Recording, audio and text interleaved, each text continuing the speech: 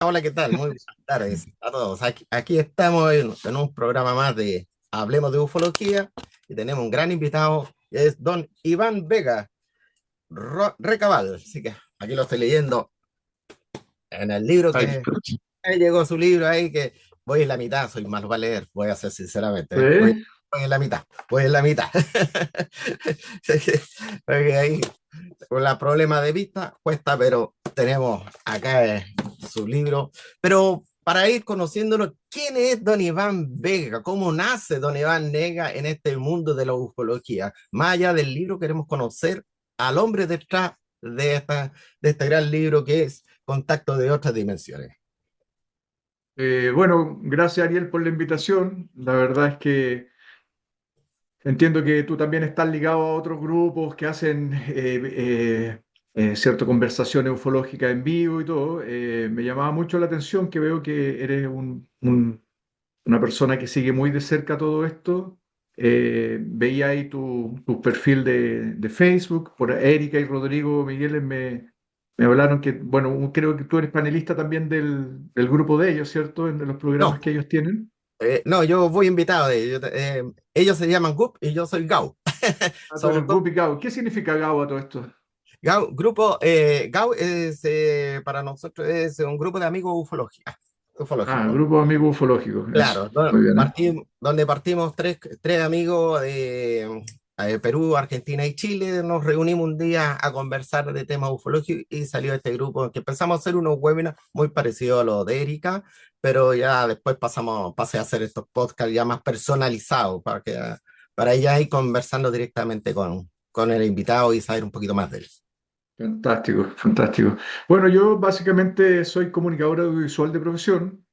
Tengo un interés súper genuino respecto del tema ufológico desde siempre. A mi papá le gustaba mucho esto, leía distintos autores. En los 80, ¿cierto? Estaba Santander Batalla, JJ Benítez, habían algunos otros textos de Eric von Däniken, eh, y había literatura de todo tipo en el fondo, pero esos libros en particular me llamaron a mí la atención en la época de la adolescencia, en donde es muy típico que las personas terminan, cierto, de esa edad haciéndose todas estas preguntas muy profundas respecto de dónde venimos y hacia dónde vamos. Es una época en donde se buscan algunas respuestas y hay una transición entre la infancia, ¿cierto?, y la madurez. Y ciertamente vivíamos en un contexto en donde mi papá, bueno, era muy ateo, no dogmático, pero sí, en el fondo, un poco incrédulo, diría yo, respecto de la posibilidad de una existencia divina, y por el contrario, mi madre muy católica, muy tradicional, se podría decir, como las madres, ¿cierto?, de los años 80, y con los crucifijos o las estatuillas de algún santo. Entonces, dentro de esta dualidad, me tocó nacer, vivir y hacer sobremesas en donde muchas veces se llegaban a estos temas desde distintas aristas. Y mi papá en particular era una persona también de una doctrina muy reservado en ciertos aspectos, pero también muy aterrizado. Él pertenecía a una rama de las Fuerzas Armadas, no era uniformado, pero a una parte civil, y, y que tenía que ver muchas veces con temas que eran investigaciones. No ligado él directamente como investigador, pero sí le tocaba muchas veces hacer todos estos papeles administrativos, terminaba conociendo muy en profundidad muchas veces sucesos que pasaban en este caso en el pueblo donde yo me crié, en el sur de Chile, que es la ciudad de Arauco, y después en Concepción. Entonces, bueno, finalmente eh, en particular yo tenía estas dos aristas, ¿cierto? Un papá bien metódico, con los pies bien en la tierra, en donde le interesaban estos temas, pero siempre desde una perspectiva, se podría decir, científica, buscando un razonamiento.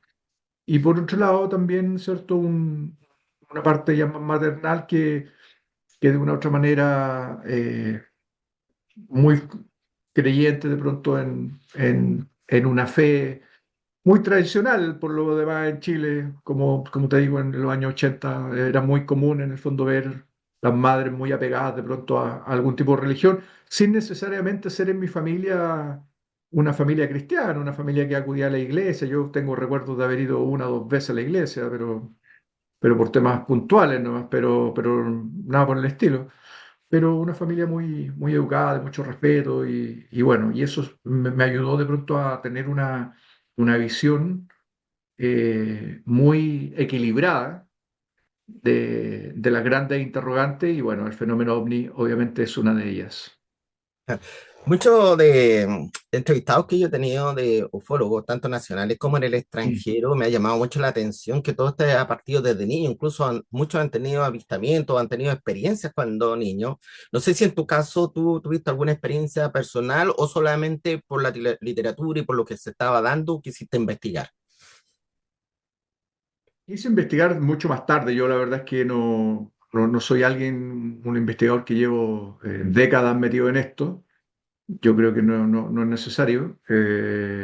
Mucha gente que le gusta esto y todo lo sigue. Yo no, la verdad, investigué este caso, escribí este libro, va a salir un documental dentro de poco, pero no sé si persiga una carrera per se en el futuro y quiera rotularme como ufólogo. Al contrario, no me gusta mucho ese término, Ujú, aunque en estricto rigor muchas personas acuñan el término a cualquier persona que está involucrada, ¿cierto?, en el fenómeno ovni. Pero yo creo que ahí hay que distinguir como un gran concepto madre, ¿cierto?, que es cierto que la ufología y quienes de una u otra manera platican de ella y después viene el lineamiento que tiene que ver, ¿cierto?, con investigadores, divulgadores, etcétera. Y ahí hay una ramificación que es importante de una u otra manera destacar en el fondo por separado.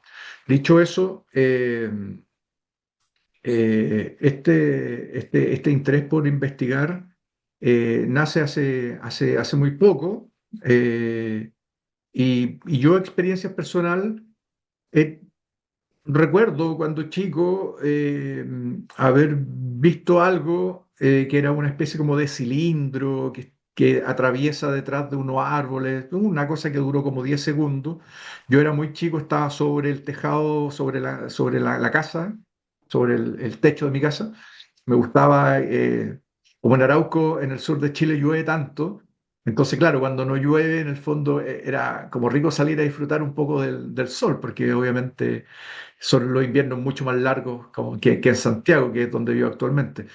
Entonces me acuerdo que me iba al techo de mi casa, yo creo que a tomar sol, y un día vi detrás de las ramas de unos pinos o unos eucaliptos como a 800 metros, una especie como de tubo cilíndrico que llevaba como una especie de vapor y que se esconde detrás de unos árboles, de las copas de unos árboles, pero yo la verdad es que nunca supe en realidad qué fue.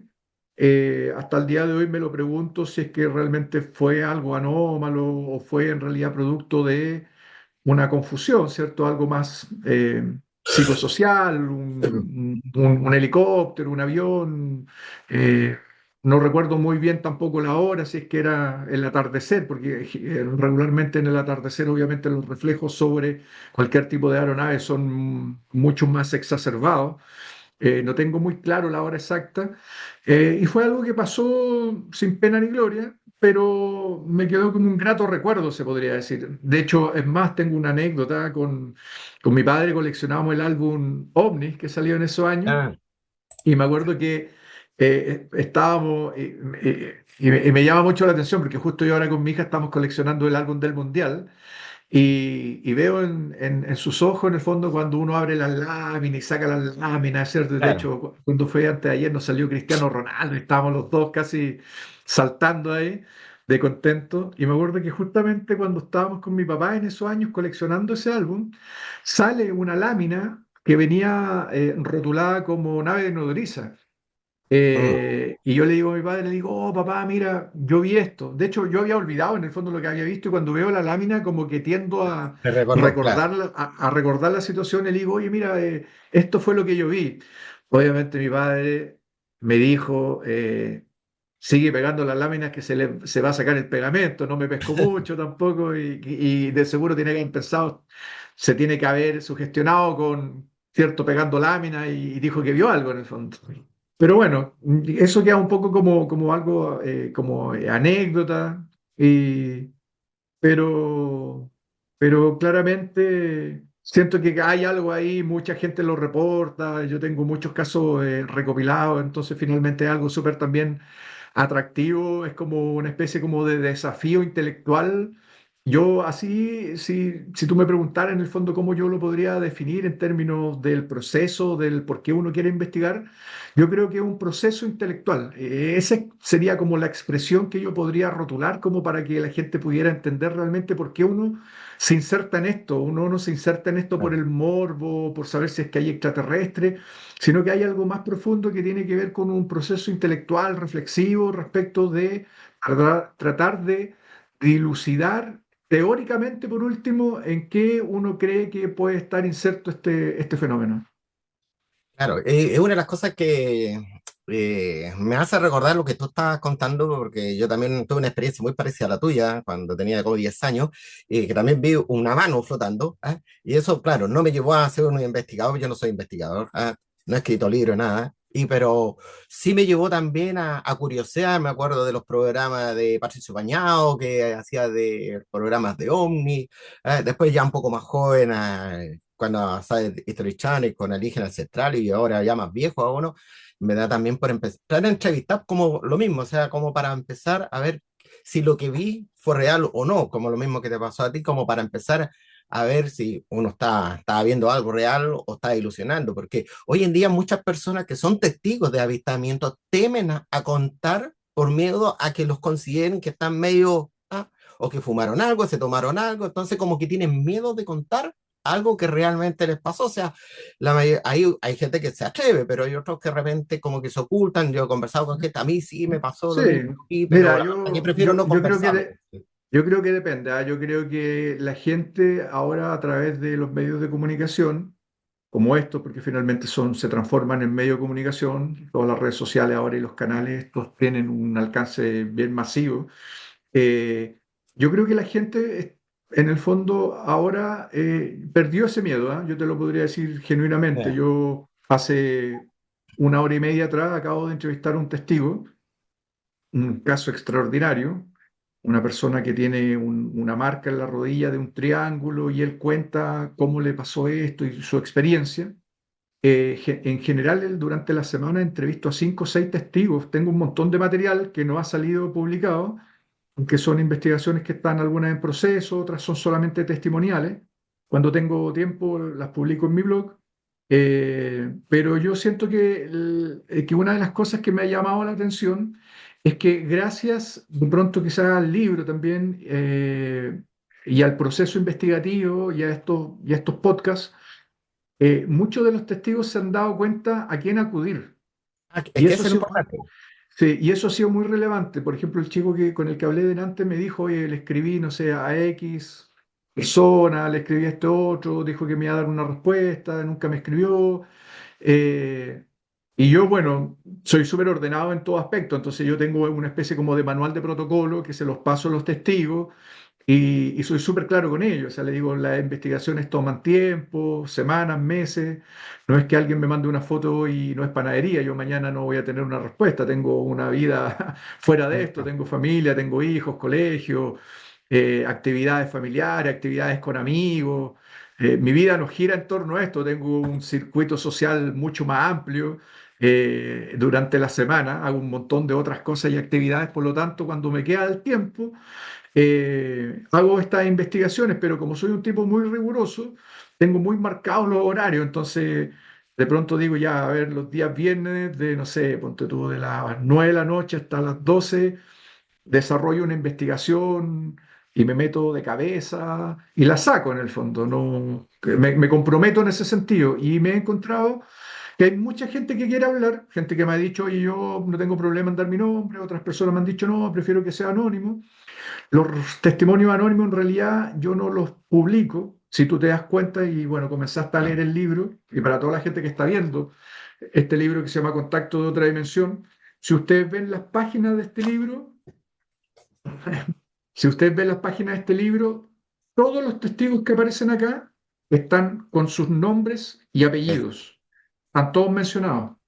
Y yo sé que hay secretos, ciertos periodísticos que uno debe de guardar la fuente, lo considero que debe ser así, pero en este caso llegaron un par de testigos que habían tenido una experiencia en el Cajón del Maipo, quisieron dar su testimonio, pero no querían ser mencionados y yo desestimé el hecho de ponerlos en el libro. No desestimé su testimonio, yo les creo a los testigos y lo que ellos dicen es verdad en términos de su realidad.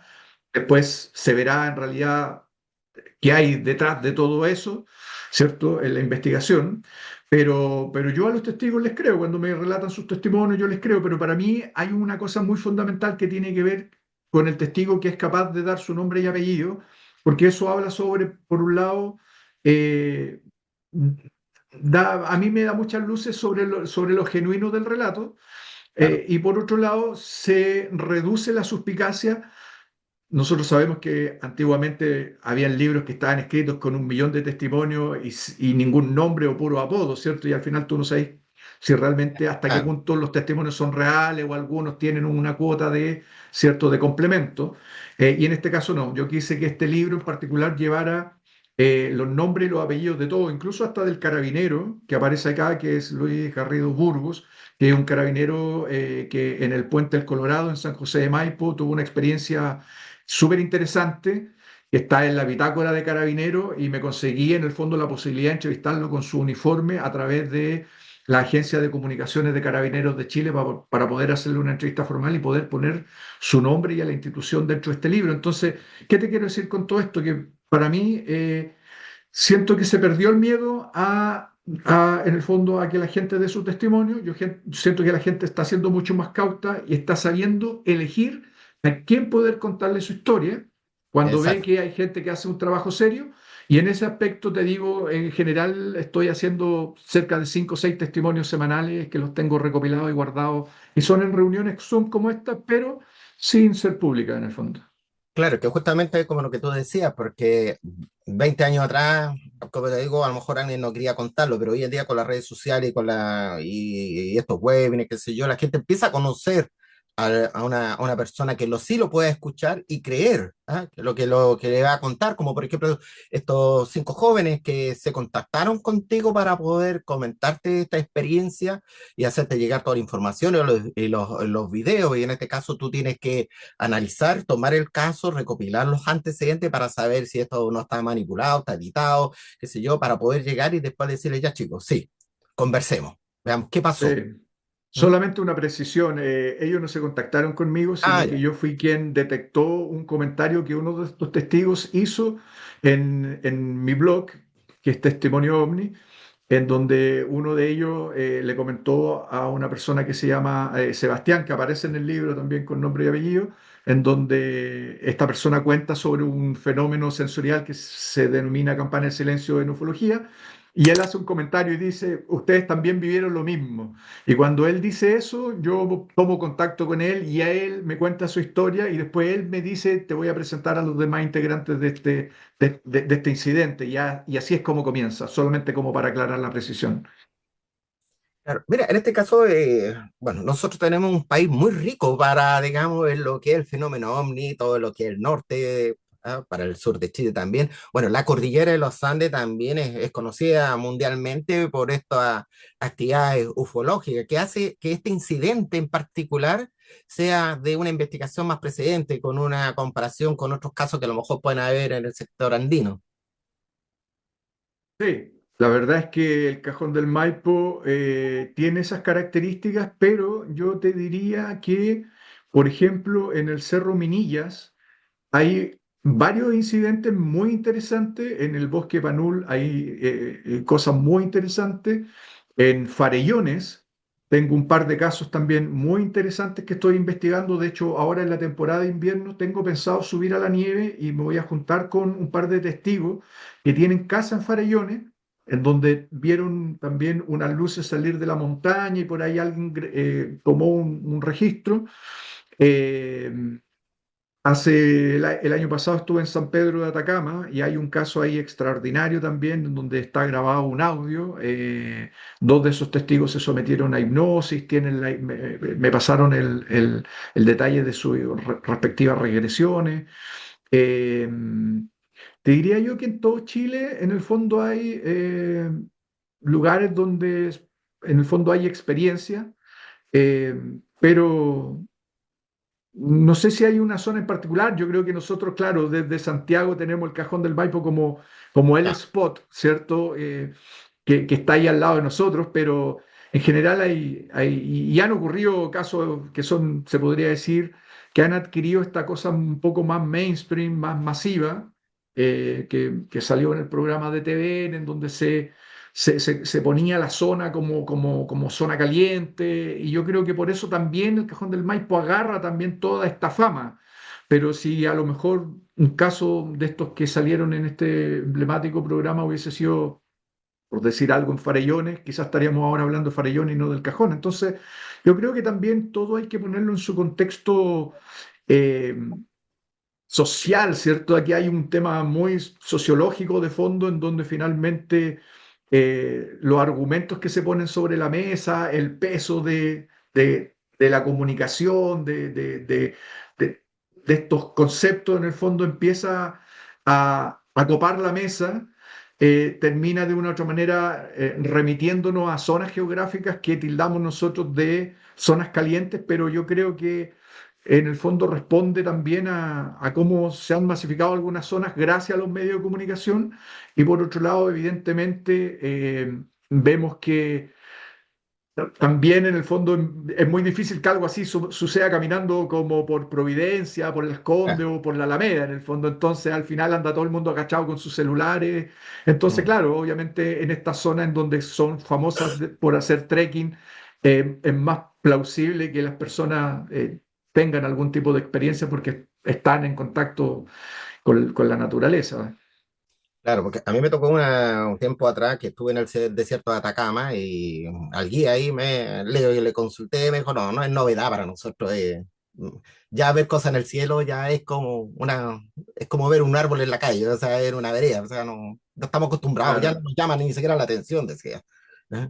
Es interesante lo que tú mencionas, Ariel, porque yo muchos de los casos que me llegan a mí, que tienen incidencia directa con luces, particularmente en el cielo, yo estoy dando un paso al costado en términos de poder profundizar en ellas, por la sencilla razón de que efectivamente estamos viviendo un tiempo en el cual diría yo que vamos a llegar a un punto en el cual van a haber más satélites que autos Sí, en el planeta, ¿cierto? Entonces, poder en el fondo dilucidar cada foto que te llega, cada video de alguna lucecita que pasa ahí, termina siendo una pérdida de tiempo en algunos casos, en otros casos uno, ¿cierto? Muy rápidamente, con un par de aplicaciones, Flight Radar o Stellarium, puede determinar de qué se trata. En otras ocasiones ni siquiera hay que acudir a estas aplicaciones porque finalmente uno ya con un ojo más entrenado se puede dar cuenta fácilmente de qué puede eventualmente ser. Eh, y muchas veces todas estas videos que muchas veces los testigos reportan, cuando no tienen comportamiento anómalo, uno los descarta. Y también me doy cuenta que hay muchos testigos que muchas veces no les gusta escuchar la verdad también, ¿cierto? Y te dicen, no, pero es que yo aquí, que yo allá. Pero bueno, finalmente el video indica otra cosa. Pero sí me estoy quedando con los casos que tienen una relación directa, se podría decir, en términos geográficos de distancia, que no necesariamente apuntan hacia el cielo, o que si tienen algún tipo de avistamiento, cierto, se podría decir, del cielo como tal, tienen algún otro tipo de referencia testimonial con humanoide o con algún otro tipo de claro. situación. Pero en general lo que estoy haciendo ahora es tomar casos que tienen esta relación, punto de vista perceptor, anomalía, a distancia se podría decir bastante corta. Te voy a contar un Claro. caso muy, muy breve, Ujú. pero hace un poco tiempo, un joven con un grupo de amigos fue justamente al Cajón del Maipo, cerca del embalse del Yeso, porque está la luna de sangre, entonces ellos hacen astrofotografía. Entonces estuvieron haciendo la fotografía a la luna, etcétera, y cuando venían de regreso, uno de ellos le da ganas de ir al baño, paran el auto. Esta persona va, se acerca, se aleja porque andaban con una amiga, entonces se acerca del auto para hacer sus necesidades y de una especie de bosque sale una especie de humanoide que él describe con una especie de luz y donde se ve la silueta de un humanoide. Y él cuando estaba ahí, primero piensa que es alguien que está saliendo ahí con una linterna, lo queda mirando bien, le saca una fotografía, la fotografía es bien interesante, es muy interesante y se repite el típico patrón de esta esfera luminosa en donde pareciera ser que hay una silueta. Y también la foto está, si bien está a harta distancia, se logra ver el skyline de la montaña y abajo está esto, vale decir que está a una distancia prudente de entre 100 y 200 metros. Y esta persona ve que esto no interactúa con él y no tiene ninguna mejor ocurrencia que tomar una piedra y lanzarle una piedra como para, ¿cierto? Para cerciorarse de que lo que está ahí, ¿cierto? Bueno, si una persona le dice, oye, ¿qué te pasa? Ah, Y bueno, resulta que esta anomalía lo observa, lo mira a él y cuando se enfrentan cara a cara, él le da miedo y se va corriendo al auto, se sube al auto, empieza a manejar muy rápido, todos le dicen, oye, ¿qué pasó? ¿Qué pasó? No, no, vamos, vamos, vamos. Y avanza un par de kilómetros y se detiene, abre la puerta y se baja a vomitar.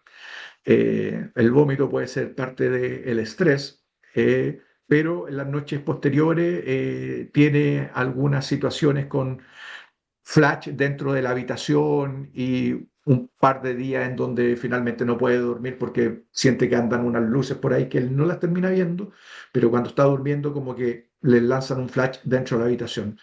Entonces, si tomamos en el fondo toda esta correlación, ese tipo de casos, por ejemplo, que está ahí, que le estoy haciendo un análisis de la fotografía, me parecen interesantes porque son casos que son, ¿cierto?, horizontales, que son con entidades humanoides, anomalías, lo que sea, pero muy cerca del testigo, en donde hay registro fotográfico de video, y también hay una correlación de otros testigos que también no presencian esto, pero sí presencian el pánico en el fondo de alguien que se sube al auto, agarra el auto y sale rajado, como decimos en Chile, ¿cierto?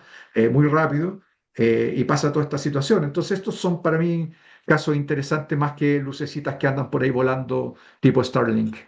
claro, y aparte que lo que tú decías, aparte de tantos satélites, también andan muchos drones que también nos hacen confundir, pero sabes que yo tengo una teoría, yo siempre he tenido una teoría cada vez que yo converso con ufólogos, hay personas que se encargan de la investigación, porque siempre hablan de estas esferas luminosas que también aparecen estos tipos humanoides, mi teoría, yo no soy quien para decir si es real o no, pero me da la impresión que son sondas de reconocimiento y después transmiten una imagen holograma del ser que está a lo mejor en una nave para moverse, porque a lo mejor ellos no pueden bajar todavía a la Tierra porque nuestro aire no les sienta bien o nuestros virus que tenemos los pueden contaminar, entonces a lo mejor son hologramas que son de reconocimiento para desplazarse, es mi teoría, pero generalmente siempre se asocia a esta esfera a después que viene esta figura, así digamos, de entre humanoide, que de repente aparecen como medios plateados, que le falta un poco de color o se distorsionan de repente sus imágenes. Me ha tocado escuchar muchas veces ese tipo de comentarios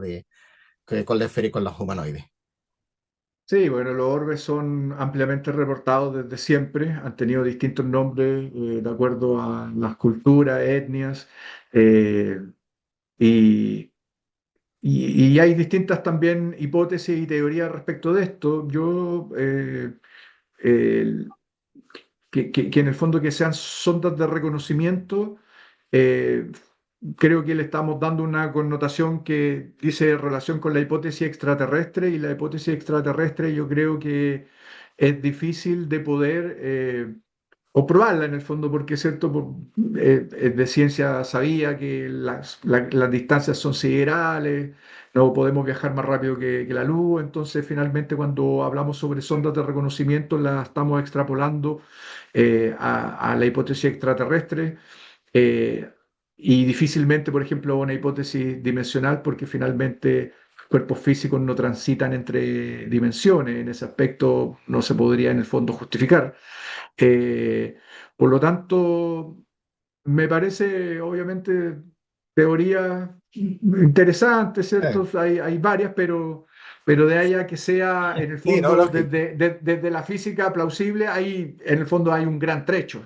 Exacto. Antes de preguntarte algo con respecto al líder de los jóvenes, me quedó dando vuelta algo ayer en el webinar que tuviste ayer con Erika y con Miguel que en su grupo.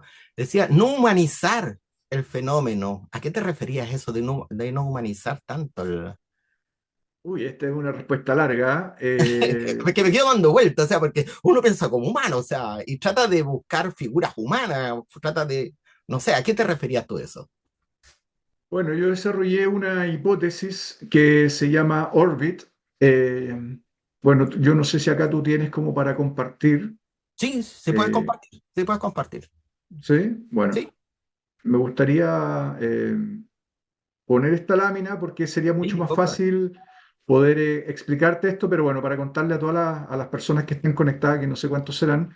Bueno, voy a aprovechar eh, al tiro, saludar a Erika, a José Luis, ahí que nos están viendo.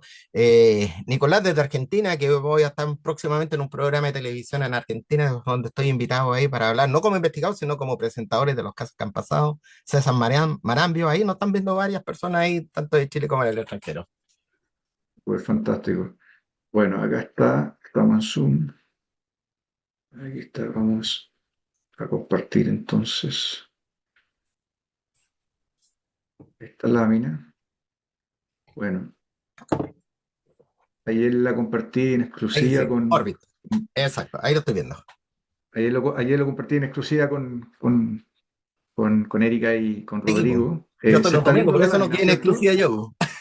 Yo y los domingos, pero si no hubiera quedado yo en exclusiva. No, Erika Se estamos está bien. viendo, se ve la Sí, lámina, ¿cierto? sí, sí, perfecto. Uno, Sí, dos, tres, cuatro, bueno, cinco, siete. Ahí. bueno, yo creo que es pertinente en el fondo, acorde también a la pregunta que tú me haces de qué se trata el concepto de humanización. Bueno, investigando este caso, yo finalmente terminé desarrollando una hipótesis. Sentía que desde Chile, pero no tanto como por, en el fondo, porque Chile tuviera el desarrollo de una hipótesis, ¿cierto?, como propuesta, sino que siento que siempre estábamos acuñando teorías, por ejemplo, de España o de Argentina, y yo me puse a investigar de dónde puedo leer algo también que tenga que ver, en el fondo, sobre un planteamiento de acá, y bueno. No encontré nada, de seguro tiene que haber, pero por lo menos yo no he encontrado. Y desarrollé esta hipótesis que se llama Orbit, que significa, bueno, como ustedes leen ahí, Observable Reality Breeding Interaction Theory, que básicamente se entiende como una anomalía observable que interactúa con la conciencia humana generando experiencias emergentes que posteriormente son interpretadas y humanizadas. Y aquí viene el concepto que tú me preguntas. Y lo que plantea básicamente esta hipótesis es que efectivamente yo creo que existe yo no soy detractor del fenómeno, yo creo que existe un fenómeno que se ha denominado OVNI durante muchos años, que yo lo vengo humildemente a rebautizar como Orbit, y que básicamente es una anomalía que existe en una realidad a la cual nosotros no tenemos acceso. No estoy hablando de dimensiones, no estoy hablando de extraterrestres, no estoy hablando de ultraterrestres, sino que estoy hablando sobre un concepto físico que convive con nosotros, que lo más posible es que ha convivido desde siempre con el ser humano, y que en algunos casos atraviesa hacia nuestra realidad observable. Eso es súper importante de destacar. Esto lo podemos interpretar de la siguiente manera, Ariel. Por ejemplo, cuando tú tomas, por ejemplo, el control remoto, ¿cierto?, del televisor y tú cambias la televisión, hay un rayo, ¿cierto?, infrarrojo que nosotros como seres humanos no lo No lo podemos vemos, ver, claro. ¿cierto? Pero que es físico, que está acá, está en el fondo en nuestro sistema físico, pero por la limitancia de nuestros sentidos nosotros no lo podemos ver. Imagínate que ese rayo de infrarrojo con el que uno cambia la televisión, en algún minuto determinado, hoy día tú pescas el control remoto, cambias el televisor y puedes ver el rayo, ¿cierto? Lo que estaría sucediendo ahí es que ese campo observable, esa percepción, se amplió en tu espectro y pudiste observar eso. Entonces, lo que yo planteo aquí es que finalmente esta anomalía habita, ¿cierto?, en un campo al cual nosotros no tenemos acceso y en algunos puntos determinados traspasa hacia nuestra realidad observable, hacia nuestra realidad física.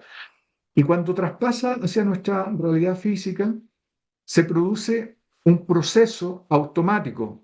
Y esto también es súper interesante que se pueda entender de la siguiente manera, porque no es la anomalía la que busca conectarse contigo, no es la anomalía que dice, oye, aquí está Ariel y me voy a contactar con él para darle un mensaje mesiánico Claro, o que crezca intelectualmente, no, sino que se produce un entrelazamiento automático en donde ni el perceptor ni la anomalía son conscientes o tienen el propósito de conectarse. Se claro. produce este entrelazamiento automático y, valga la redundancia, automáticamente se produce un efecto que se llama efecto burbuja. Y en este efecto burbuja es donde la realidad percibida se desacopla y, si lo lleváramos a una metáfora, es como que el perceptor quedara inserto dentro de este espacio que es una media entre la anomalía y tu marco de realidad, porque finalmente los testigos siguen estando en la Tierra, ¿cierto? Siguen pisando en el fondo el lugar donde estaban, pero están envueltos en una especie de efecto burbuja en donde hay una realidad que se empieza a desacoplar. Y cuando esa realidad se desacopla es cuando se producen bastantes de los fenómenos que la ufología tiene catalogados como la campana del silencio, episodios de Missing Time, e incluso las mismas abducciones que vienen después de la mano con el concepto de la humanización, en donde finalmente las personas sienten que están viviendo un efecto o dimensional, dejan de tener percepción auditiva, etcétera, etcétera. Y en ese proceso, el fenómeno o la anomalía lo que hace es extraer información del perceptor, porque en este entrelazamiento lo que hace es que la anomalía se conecta con la conciencia del perceptor. Entonces, automáticamente es como que yo en el fondo tirara un cable y me metiera a tu cerebro y voy a estar conectado contigo y al mismo tiempo voy a estar sabiendo en el fondo un montón de información que va a estar dentro de tu conciencia. Por lo tanto, en este entrelazamiento, la anomalía extrae esta información aleatoria. ¿Y por qué creo que es aleatoria? Porque muchos de los fenómenos que reportan los testigos muchas veces son muy absurdos. Hay situaciones bastante curiosas en donde, no sé, alguien ve, por ejemplo, un humanoide que está buscando una roca en la tierra y que no interactúa con ello. Y uno dice, bueno, ¿qué sentido tiene que alguien se venga a plantar al planeta Tierra y esté buscando una roca, o esté sacando unas ramitas de un árbol, o esté haciendo cualquier otra cosa sin tener un feedback conmigo, ni Claro. interrelacionarme, ni darme un mensaje, ni pasarme a lo mejor algo como para que No está ni decir, ahí con oye, el yo... humano, por decirlo así. Exactamente, toda la gente reporta eso. Entonces, en ese sentido, yo creo que cuando se despliega esta microrealidad en el entorno del efecto burbuja, es donde se despliegan un montón de situaciones que tienen que ver con la información que se extrajo. Entonces yo te voy a decir algo. Por ejemplo, si tú, no sé, imagínate, eh, cuando chico, ponte tú, tuviste un accidente en bicicleta que te quedó muy marcado a nivel de inconsciente, pero en realidad nunca significó para ti un gran trauma ni nada por el estilo, pudiera ser eventualmente que la anomalía extrae aleatoriamente esa información y te presenta un humanoide, por ejemplo, arriba de una bicicleta. Y Claro. tú dirías, oye, pero tuve un encuentro ovni y había un marciano y estaba arriba de una bicicleta y tú no entendís por qué, hasta que alguien te plantea esta hipótesis y te dice, oye, pero a lo mejor cuando chico tuviste algún incidente relacionado con bicicleta, y alguien dice, oh, tenés razón, yo cuando chico, no sé, metí los pies a los rayos de la bici y me quebré el tobillo, lo que sea. A mí me ha sucedido que analizando un montón de casos, cuando las personas dicen tener algún tipo de interacción con humanoide y la escena, esta microrealidad que se plantea, tiene algunos componentes lúdicos o absurdos, uno le empieza a preguntar al testigo, oye, ¿tú por qué crees que el humanoide, no sé, estaba arreglando, ponte tú, la nave espacial, como que se hubiese echado a perder el platillo y estaba con unas tuercas tratando de arreglar el platillo? O sea, qué ilógico, ¿cierto? Si pensamos que en el fondo que es una Claro, tecnología hiper avanzada, ¿cómo va a haber un marciano arreglando un platillo? Y cuando tú hablas con los testigos, no esto estoy dando un ejemplo, pero claro. cuando tú hablas con los testigos, a modo de metáfora, un testigo te podría decir, oye, ¿sabes qué? Mi abuelo, ponte tú, era, no sé, tenía un taller mecánico. Y tú le decís, oye, pero ¿y pudiera ser que a lo mejor eso fue como un reflejo tuyo de algo que tenías como muy guardado? Oye, tenés razón, sí, yo tenía una gran relación con mi abuelo y a lo mejor eso fue como una proyección. Entonces, en esta entrelazamiento en donde se produce este efecto burbuja, en donde la persona queda atrapada, el fenómeno, después de extraer la información del perceptor, proyecta esta microrealidad, que es aleatoria y en donde salen un montón de cosas que están guardadas en tu inconsciente. Y ahí es donde se proyectan estas manifestaciones emergentes y hay todos estos escenarios, ¿cierto? Que la gente cataloga como holográficos, dimensionales, ¿cierto? Y la gente le da un montón de rótulos.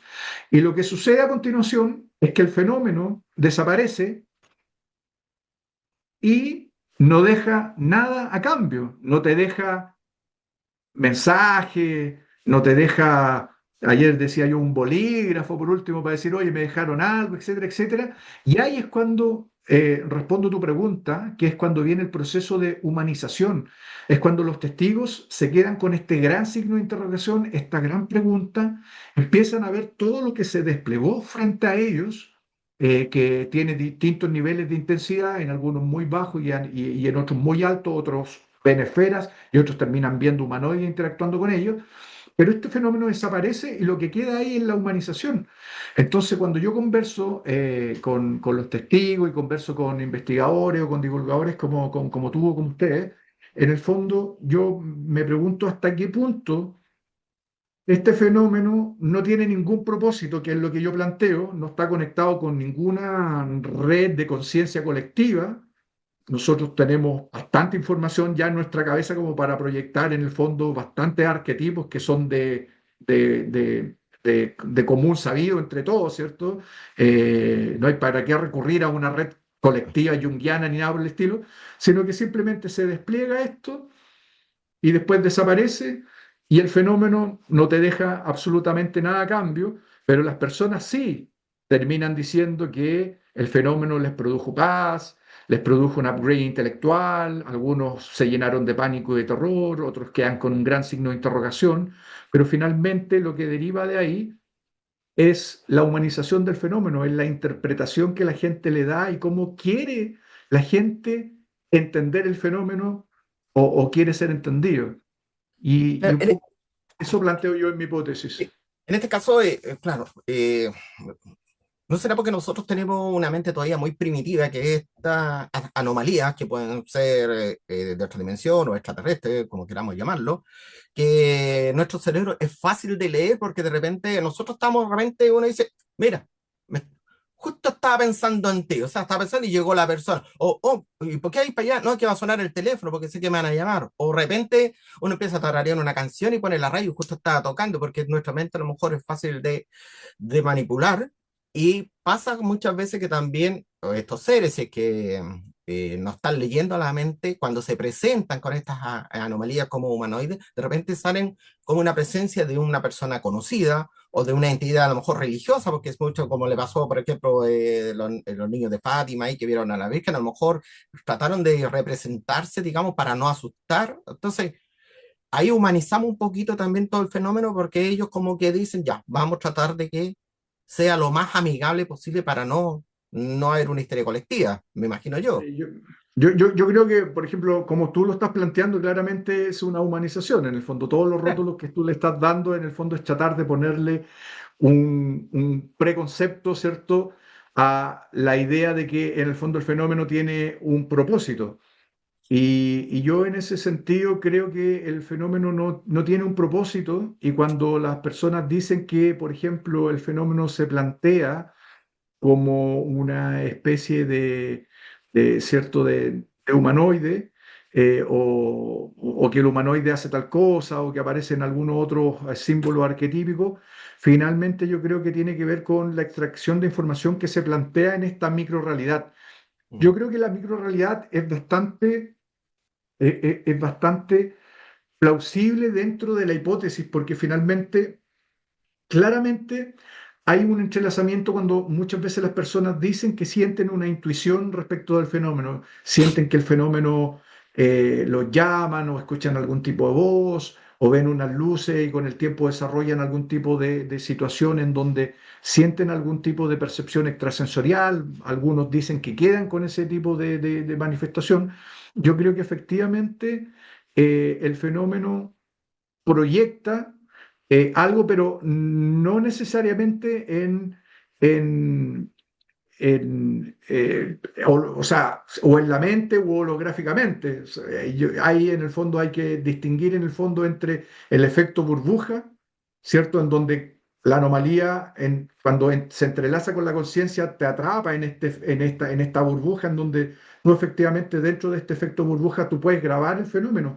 De hecho, en este libro que yo publico, se ve claramente algunas fotografías en donde se logra dilucidar que los testigos son capaces de grabar una anomalía que está ahí, mm, y uno se pregunta, bueno, ¿dónde está esa anomalía? Esa anomalía está dentro del efecto burbuja. Ellos sienten que todo se silencia a su alrededor, son capaces de grabar esta situación, eh, pero al mismo tiempo ellos perciben con sus ojos otras situaciones que tienen que ver con estos arquetipos, ¿cierto? Con estos humanoides dentro de esta burbuja, con un hombre haciendo una fogata, con unos seres que les sale luz y que se plantean al final del incidente.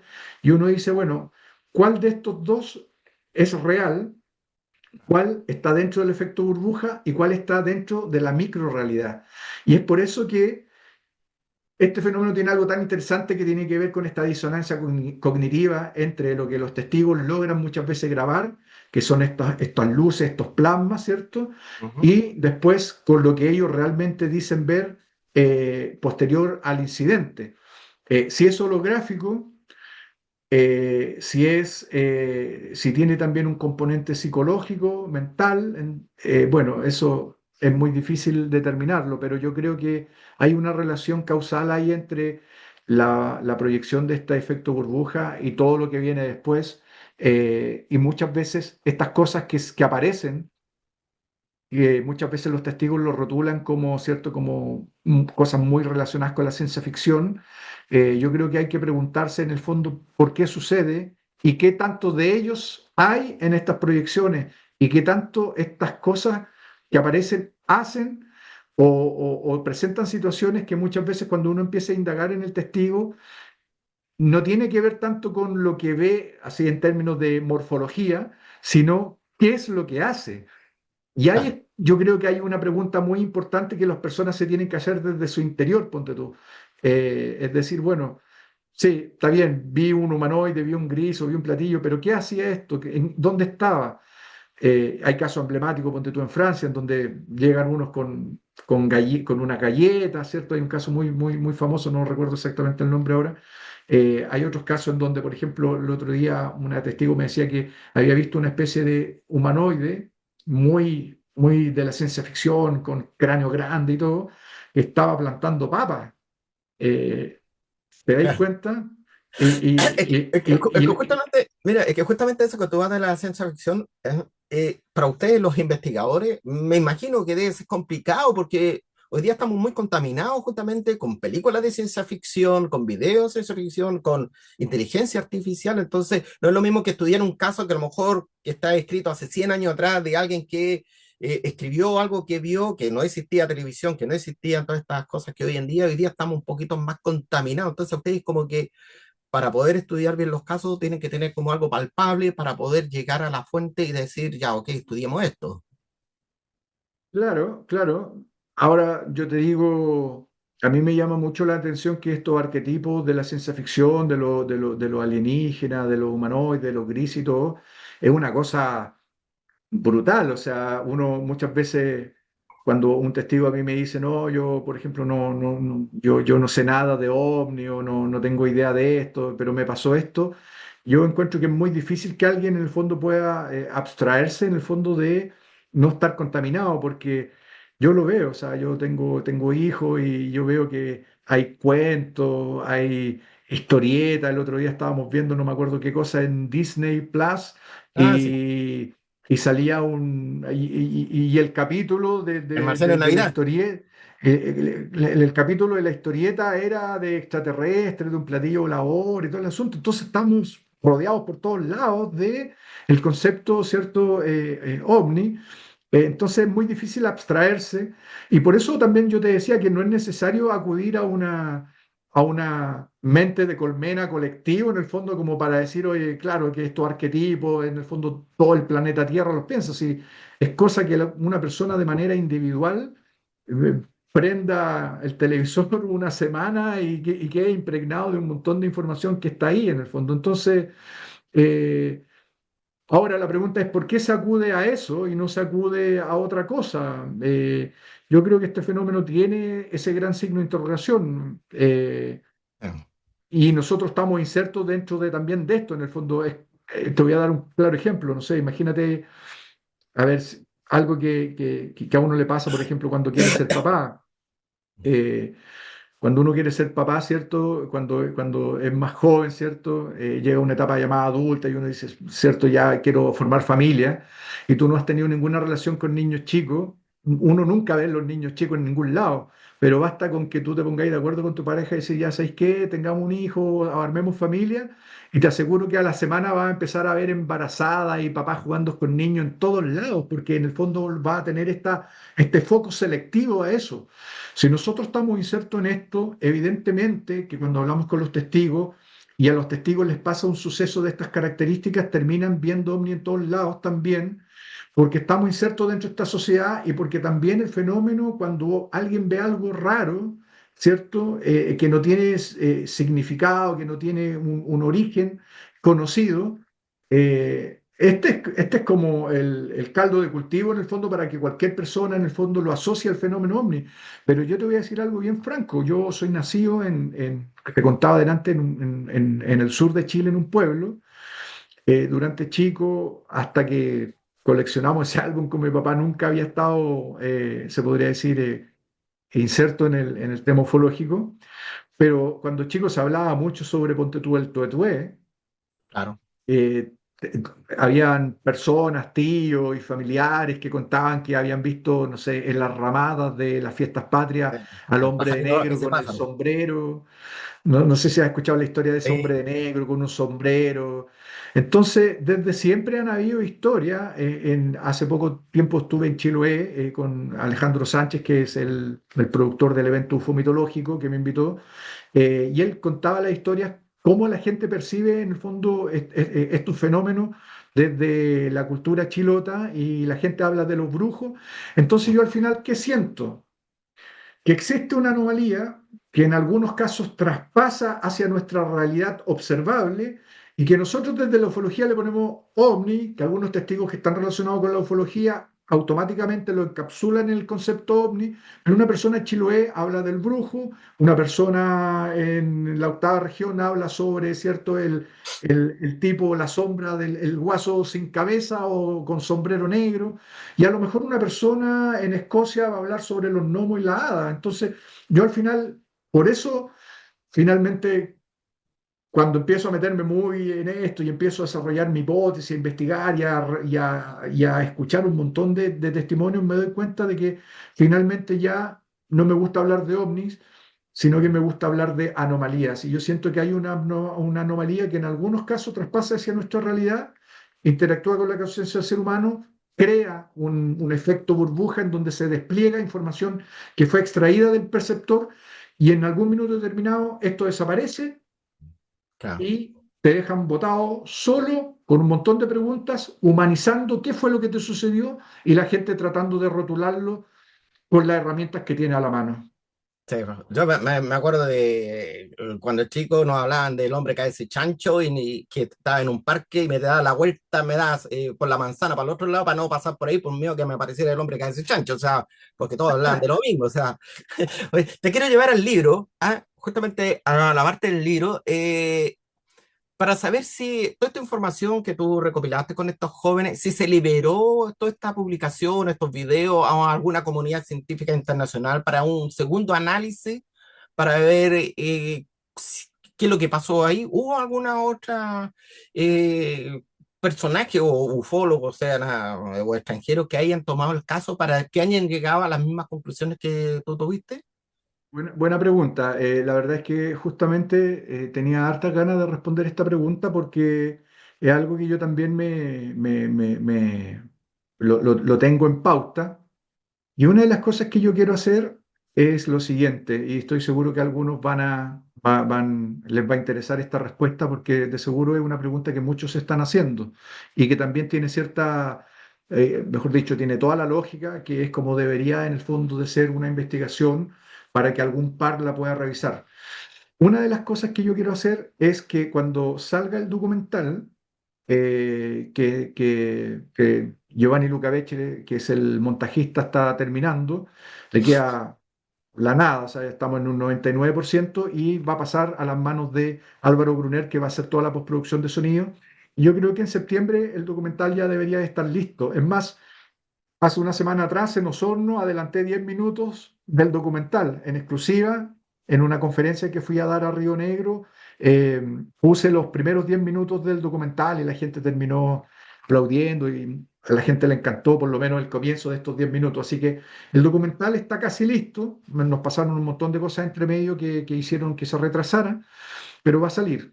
La idea es que cuando salga el documental, cuando lo tengamos terminado, vamos a golpear algún par de puertas, algunas plataformas o algunos canales de televisión para ver si es que lo podemos exhibir en algún lugar. Si finalmente después de ese proceso nos va mal, lo pondremos en alguna plataforma para que la gente lo pueda disfrutar. Y después de eso, de seguro va a pasar un plazo prudente de promoción, ¿cierto? En donde se tiene que dar a conocer, etcétera. Lo que yo tengo ganas de hacer es poner el material a disposición, pero con ciertos términos y condiciones. Y esos términos y condiciones no tienen que ver con una línea editorial, sino que tienen que ver básicamente cómo se va a tratar el material en términos de su exposición. Porque nosotros hemos tenido este video resguardado durante 3 años, pero no por una cosa antojadiza. Yo creo que lo peor que puede hacer alguien es poder en el fondo tomar un material y eh, mostrarlo antes de que entre en un análisis profundo. Estamos hablando cuando son casos en donde realmente hay algo ahí muy, Claro. muy potente. Yo creo que eso es lo peor que se puede hacer porque finalmente lo que termina sucediendo, y lo hemos visto en algunos casos, es que finalmente se transforma en el fondo en un circo en donde los canales de YouTube lo empiezan a subir y todo el mundo empieza a hipotetizar y empiezan a meterle filtro de inteligencia artificial y un montón de No, ahí cosas que al como que final. se chacrea todo. Pero mira, hay Bueno, una cosa que, hay una cosa, dame un sí, segundito, yo no quería utilizar ese término, pero efectivamente tú lo has dicho y concuerdo contigo que termina chacreándose y pierde credibilidad. Entonces, yo he resguardado este video porque no he querido en el fondo sobreexponerlo, ¿vale? Eso es lo primero. Y lo segundo es que cuando llegue ese minuto, a mí me gustaría en el fondo poner este material a disposición, pero con estos términos y condiciones que tienen que ver básicamente con decir, ok, Ariel, te voy a dar un ejemplo.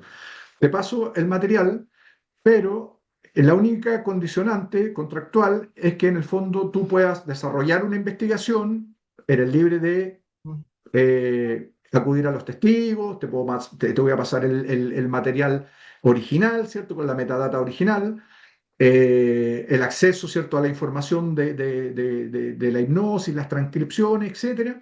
Material de archivos tenemos un montón, no tengo problema en compartirlo. Puedes sacar propias conclusiones, por eso digo que no me metería jamás en la línea editorial de lo que alguien resuelva en la medida en que haga una buena investigación, pero lo que no me gustaría que sucediera es que esa persona en el fondo me pidiera en el fondo el material no para desarrollar, en el fondo, yo tampoco le estoy pidiendo a la persona que me los pida que saque un libro o que haga un documental, pero que por lo menos haga una investigación seria, rigurosa, para sacar buenas conclusiones y que el material no lo chacree y no lo vaya a subir a YouTube a un canal para ganar likes. ¿Te dais cuenta? Claro.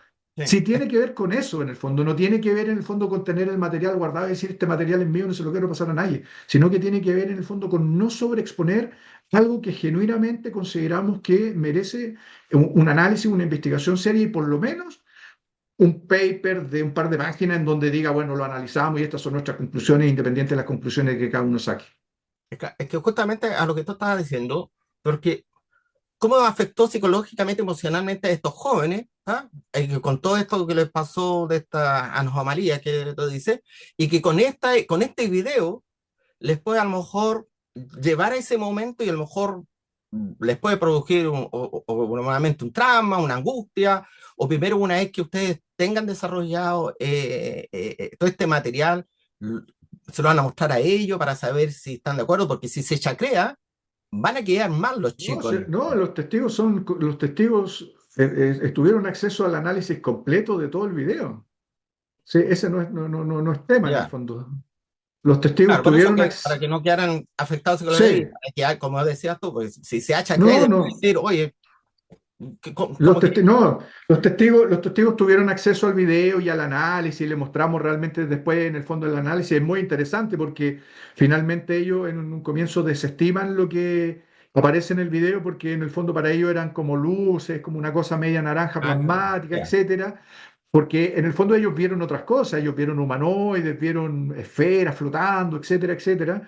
Por lo tanto, la cosa no va tanto por ahí. No sé si no fui bastante claro, pero tiene que ver básicamente, Ariel, con que en el fondo sí el material va a estar disponible, pero va a estar disponible para quien quiera realmente hacer algo serio en términos de, ¿cierto?, investigarlo, tener una segunda opinión, alguien que quiera, ¿cierto?, analizar el video, analizar la información, sacar una investigación, un paper en PDF, y- pero no a alguien que me diga, oye, pásame el video porque lo quiero subir a YouTube y voy a hacer un programa para ganar likes. O sea, no, ese no, si es así, prefiero no pasarlo en el fondo. claro.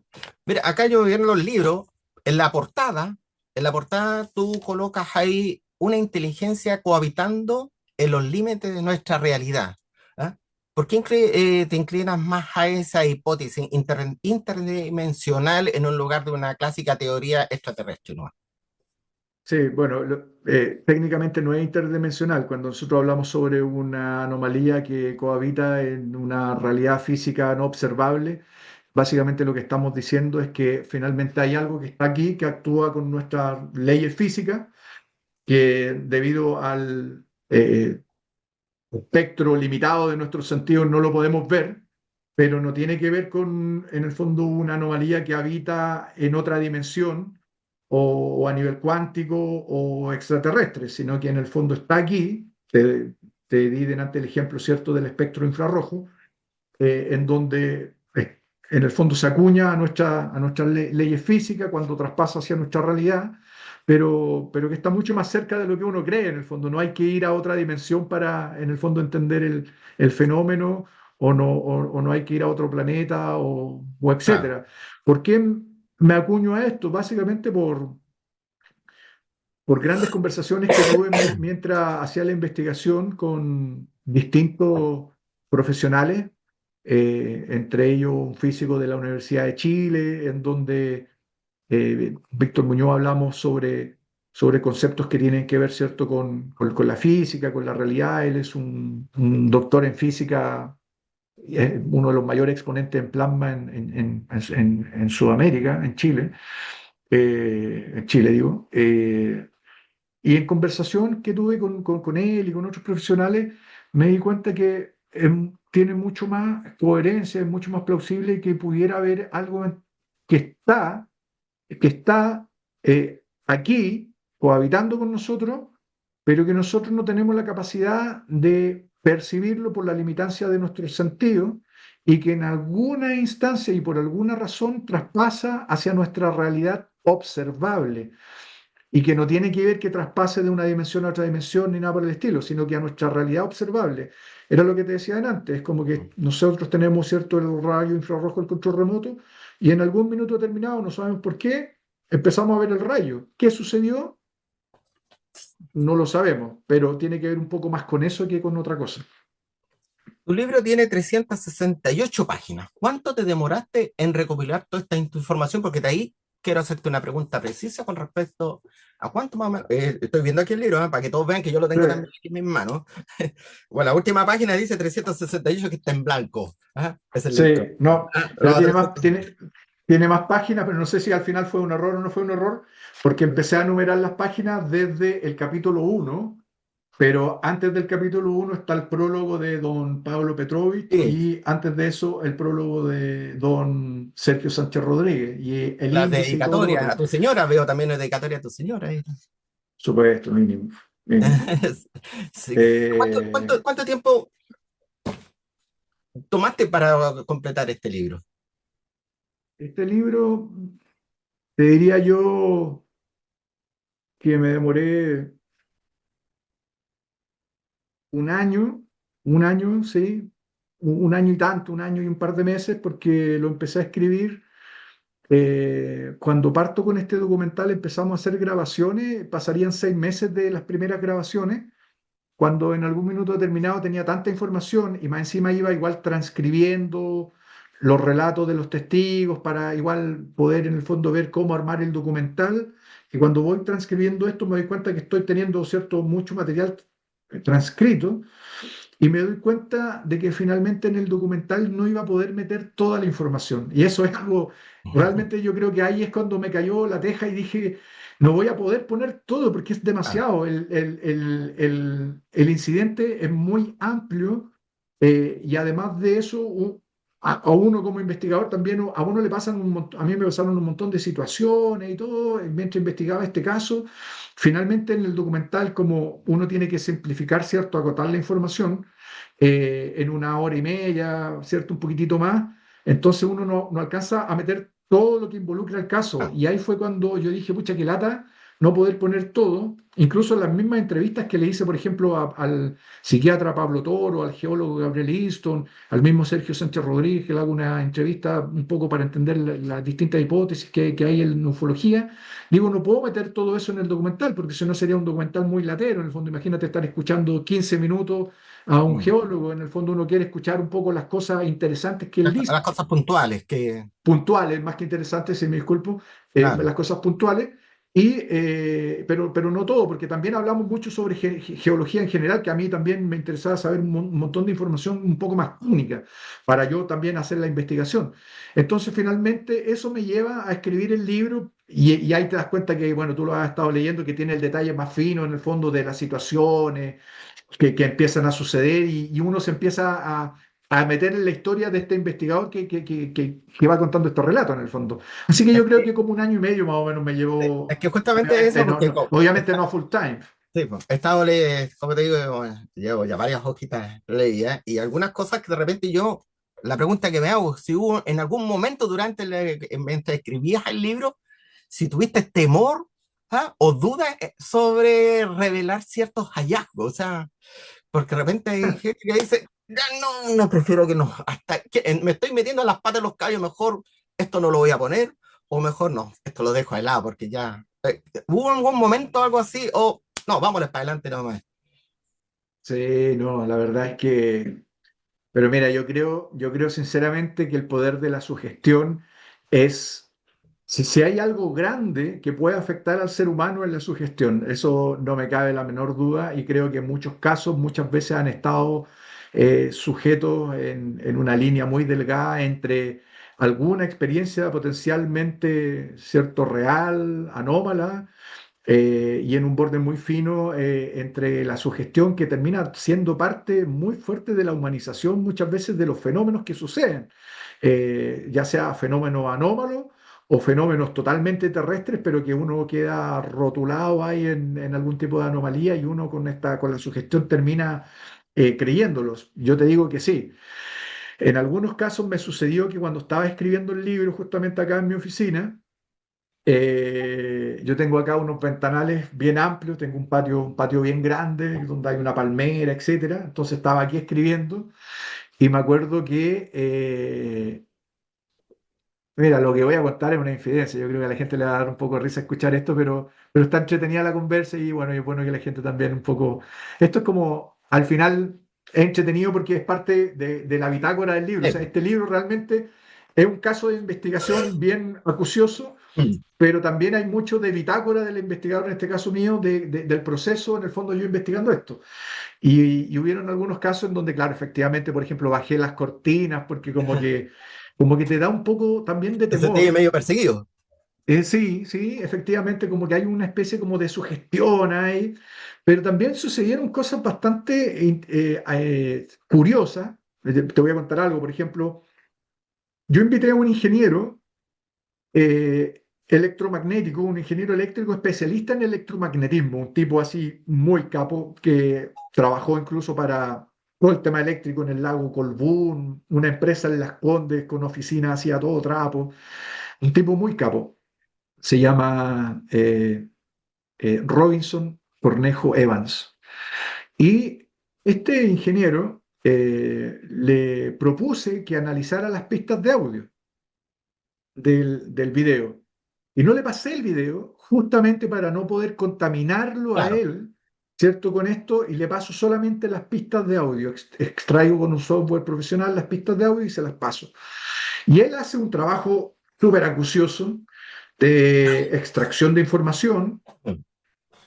separa las pistas de audio y hace un análisis que me lo entrega después y me dice, mira, esto es lo que registré, hay una pista de frecuencia alta que es sumamente anómala, extraña, muy difícil de reproducir, etcétera. Eso está en el detalle en el libro. Y, pero me llama un día, creo que eran como las 10 11 de la noche, y me dice, aló, Joan, hola, ¿cómo estás? Bien, bien. Oye, ¿qué es esto? Me dice. Yo le digo, ¿por qué? Me dice, pero es que esta cuestión no pudo haber sucedido en la montaña.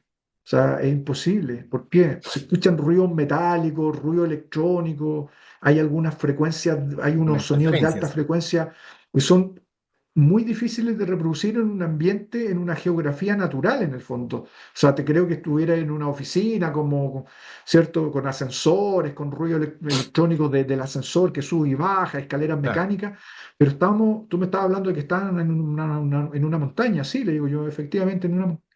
Y él me dice "Es que estaba escuchando esto y se me pararon los pelos, o sea, ¿qué estoy escuchando? O sea, no coincide con el escenario geográfico de un joven acampando en una montaña. Y cuando te empiezan a dar esa información, que no proviene de ti, ¿cierto? Sino que proviene de una persona externa, que más encima es un profesional, un ingeniero que se dedica a eso, bueno, tú dices, ¿qué pasa acá, ¿cierto? Después suceden algunas otras situaciones bastante curiosas. Por ejemplo, para tener un segundo punto de vista, yo le paso estas pistas al postproductor de sonido que se llama Álvaro Brunner, para que yo le digo, le podía dar una segunda vuelta para ver si es que encontráis algo que quizás Robinson no encontró, etcétera. Bueno, la cosa es que él analiza estas pistas y todo, y me habla al otro día después de almuerzo y me dice, oye, Iván, puta, no sabéis nada, weón, lo que me pasó ayer, compadre. Y yo le digo, ¿qué? No, tuve una pesadilla, pero jamás había tenido una pesadilla de estas características. Y yo le digo, ¿qué te pasó? Puta, soñé que estaba en una plaza, sentado en una banca, al frente mío había un árbol, en ese árbol había una especie como de tela de araña, y de esa tela de araña, de atrás o de adentro de la tela de araña salían unos humanoides que querían atraparme, toda una situación muy onírica, sí, está bien, pero muy, muy rara. Entonces, claro, yo le digo, bueno, un poco también de sugestión, estuviste analizando las pistas de audio y obviamente quizás te soñaste eso. No, me dice, si eso no es lo extraño. Lo extraño es que llega mi novia a la hora del almuerzo para almorzar conmigo y me dice, oye, lo primero que me dice, cuenta él, no sabéis nada lo que me pasó, tuve un sueño anoche, soñé con que estaba en una plaza y le cuenta exactamente el mismo sueño. Entonces, tú te preguntáis qué probabilidad hay, en el fondo, ¿cierto?, de que las personas tengan el mismo sueño. O sea, ya Claro. eso. Entonces, empiezan a pasar ese tipo de cosas y uno dice, bueno, son casualidades. A mí, por ejemplo, tú delante hablabas sobre si los testigos habían tenido acceso al análisis del video. Ese día del análisis del video, yo tomo el auto, parto aquí en el sector norte de Santiago a buscar a Víctor Aubeles, que es un amigo y camarógrafo. Después íbamos camino a buscar a Giovanni Lucaveche. Y un día sábado a las 8 de la mañana, mientras voy transitando a buscar a Giovanni, un auto se pasa el semáforo en rojo y me choca de lleno y me hace pedazo el tren delantero del auto, justo el día en que llevábamos todo el material para mostrárselo a los testigos y decirle, ok, lo que ustedes grabaron, aquí está, este es el análisis del video. Y la pregunta que viene en cajón, bueno, pero si te han chocado otras veces, bueno, nunca me habían chocado. He Ya. manejado, viví en Estocolmo, en donde hay 8 meses de nieve prácticamente en las calles. He manejado en la Autobahn en Alemania bastantes veces, donde es una carretera que no tiene límite de velocidad. He manejado en Egipto, en distintos lugares del mundo, nunca me habían chocado y me chocan cuando voy a hacer o Pero les es voy a mostrar material. el análisis del video. De hecho, es más, la patente física yo aún la tengo acá. Y en el libro, si es que alguien especula sobre, oye, tremenda historia este tipo, ¿no? Bueno, métanse al libro, sale la patente. Si se No, meten no al llegaste ahí. registro, bueno, sale la patente. Si ustedes se meten al registro con esa patente de automóviles, van a dar con quiénes fueron los autores del choque. Eh, y bueno, yo al final dejo el auto estacionado, hay un cuerpo bombero, que también sale mencionado acá, y les dejo a ellos, les pido si es que me pueden cuidar el auto, tomamos un Uber y partimos igual a UNIAC a mostrarle a los testigos qué es lo que habían grabado. Los testigos estaban, tampoco lo podían creer, o sea, me decían, oye, ¿qué onda? ¿Te chocaron? Sí, puta, y el auto, ¿no? Quedó botado, ya filo. Hagamos esto, tenemos que hacerlo en el fondo. Como que habíamos esperado mucho para mostrarle a los testigos realmente lo que habían grabado. Entonces, no quiero decir que una anomalía, en el Mm. fondo se puso de acuerdo para que nos pasaran todas estas cosas. Te podría contar un montón de cosas más que sucedieron, pero yo creo que ya con esto, en el fondo, Sí, es po. Oye, bastante. y con eso ya me quitaste la pregunta que te tenía. Yo la tengo anotada porque si no, después se me van olvidando. Que era cuál había sido el hallazgo más sorprendente o perturbador que descubriste después de que se apagaron las cámaras y empezaste con la investigación. Y ya por lo veo que tuviste un encuentro con una situación de esto que te hayan chocado, esto de los ruidos invisibles que le llamo yo, que cuando uno está conversando como estamos ahora, no escuchamos las voces nomás, pero si pongo una grabadora, a lo mejor se escuchan estos ruidos que solamente un aparato electrónico los puede identificar nomás. ¿Mm? Sí, no lo sé realmente y tampoco quiero acuñar que, por eso te digo, no sé si quiero decir que hay una anomalía que no quería que saliera el documental, pero lo encuentro también un poco absurdo porque finalmente si es que realmente existiera algo así, obviamente no hubiese, no sé, borrado los computadores, no sé, hubiese desaparecido alguien y no pasó nada de eso. Entonces, no quiero No, decir en el fondo que hay no una aparecieron anomalía. ni los hombres de negro por ahí. Claro, pero sí te quiero decir que no sé, que hubieron situaciones que a lo menos fueron curiosas y que son parte de la anécdota, en el fondo, de las cosas que sucedieron mientras grabamos el documental, pero, pero que son interesantes en el fondo de ponderar y que, bueno, están en el libro en términos de bitácora, en donde también le asigno como coincidencia. Si es que alguien le quiere llamar sincronía, bienvenido, pero yo en el fondo digo que son coincidencias. Pero también hablo que hay una muy fuerte sugestión también cuando uno se mete en estos temas y que hay que tratar es cuando más uno tiene que tratar de tener los pies bien puestos en la tierra y analizar los casos desde una perspectiva súper terrenal, tratarse de no dejarse influir por todo este tipo de relatos. Claro, eh, y dejar en el fondo que todas estas cosas caigan en el campo solamente de las coincidencias y no más allá. exacto. Como para ir ya terminando el programa, me queda una pregunta, pero después voy a ver ahí en el chat porque veo que muchas personas escribieron para no dejarlo ahí con lo escrito. Si el libro logra confirmar lo que promete, ¿ah? El paradigma de la humanidad cambia por completo. ¿Cuál sería lo que esperas tú, el siguiente paso para la ufología en Chile o en el mundo tras este tipo de publicaciones? Interesante pregunta. Mira, yo la iría definiendo por punto. El punto número uno sería decirle a la comunidad en general de que hay casos nuevos. Eso es lo primero. O sea, creo que hemos estado durante muchos años pegados, incluso aún eh, en los casos de los años 90, y yo creo que hay que dar vuelta a la página y hay que, de una u otra manera, empezar a hablar sobre casos nuevos y a investigar casos nuevos, y al mismo tiempo que la comunidad, los pares, la gente, los testigos, también, de una u otra manera, sientan. Mira lo que voy a decir, yo creo que esta cosa tiene que ver básicamente quizás por un poco también de mi crianza, un poco también de los países en los cuales me ha tocado vivir. La mitad de mi familia por el lado de mi esposa es alemana y regularmente estamos mucho también allá, en donde creo que también es digno también ponerse orgulloso de que estamos haciendo cosas buenas. Es como cuando estábamos metidos en el fútbol, ¿cierto? Y teníamos esta selección de oro. eh, de oro, ¿cierto? Estábamos todos felices, ¿cierto? Estábamos todos como Sí. súper orgullosos. Y yo creo que nosotros también, yo sé que hay mucho chaqueterío en Chile, viene esta cosa muy, no sé de qué raíces vendrá en el fondo, es muy distinta, ponte tú, a la sociedad norteamericana, en donde cuando al vecino se va bien, todo el mundo lo aplaude y es como que todo el mundo se arrima al vecino, ¿cierto? Como para también tirar para arriba. Es como el dime con quién anda y te diré quién eres. Y nosotros tenemos muchas veces una sociedad que es un poco más opacadora. Y yo creo que una de las cosas que realmente yo creo que le haría muy bien también a nuestra comunidad sería en el fondo ponernos también y destacar en el fondo cuando se hacen las cosas bien hechas. Y yo sé que muchas veces la gente critica solo en el fondo pone foco en lo negativo. Por Mm, ejemplo, dice, oye, el tipo, no sé, X persona vende una polera. Dice, uno no puede poner en la misma balanza, ponte tú, no sé, la venta de un souvenir, porque un testigo te lo pide. Alguien compró el libro y te dice, oye, la raja el libro, pues, ¿tenés polera? O sea, bueno, te mando a hacer una y te la vendo, listo, chao. Pero alguien no va a poner en la misma balanza una investigación rigurosa que ha convocado a la ciencia, que ha claro. invitado a gente a participar, a ingenieros, a geólogos. Ayer con Erika y Rodrigo estuvimos a Stephanie Cox, ¿cierto? Que es la hipnoterapeuta que le hizo la regresión a los testigos.